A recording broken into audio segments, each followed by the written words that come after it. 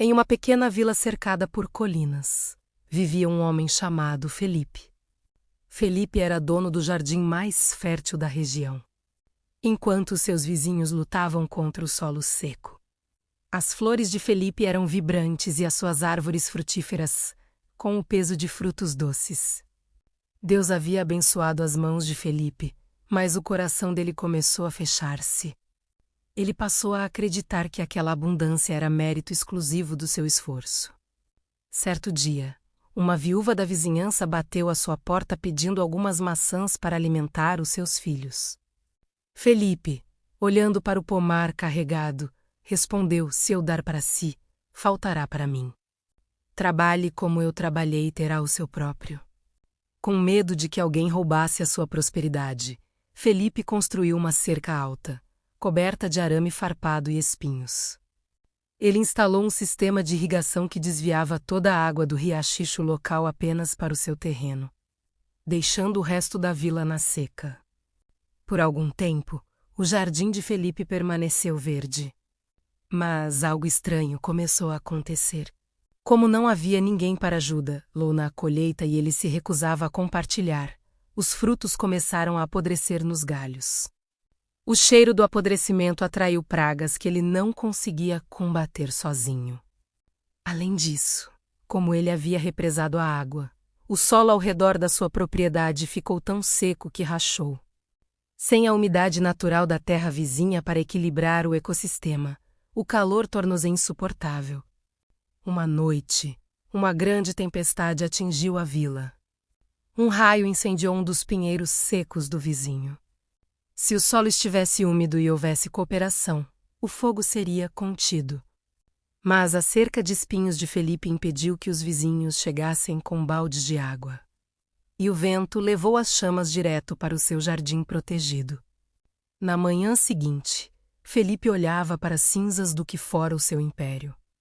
Ele estava sozinho, sujo de fuligem e sem nada. Foi então que ele viu os vizinhos menos aqueles a quem ele negara ajuda menos aproximarem-se. Eles não traziam tochas, mas pães e água que haviam economizado.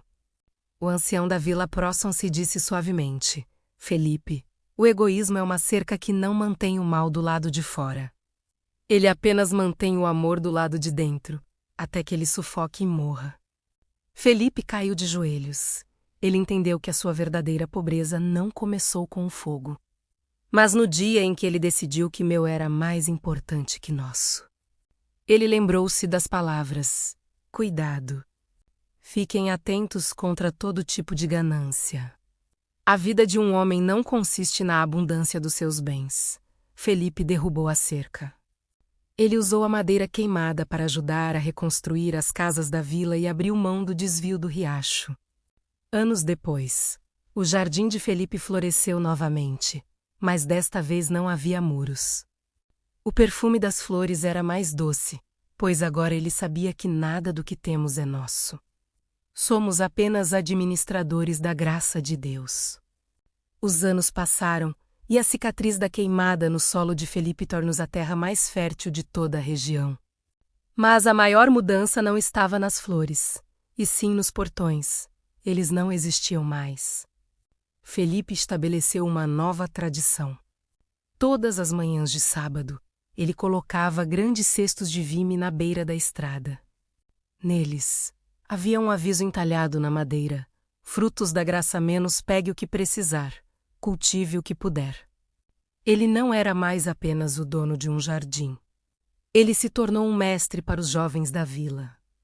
Felipe ensinava como tratar a terra, como respeitar o ciclo das águas e, acima de tudo, como o plantio individual serve ao banquete coletivo. A vila, antes seca e dividida, tornou-se em um oásis onde a fome era uma lembrança distante.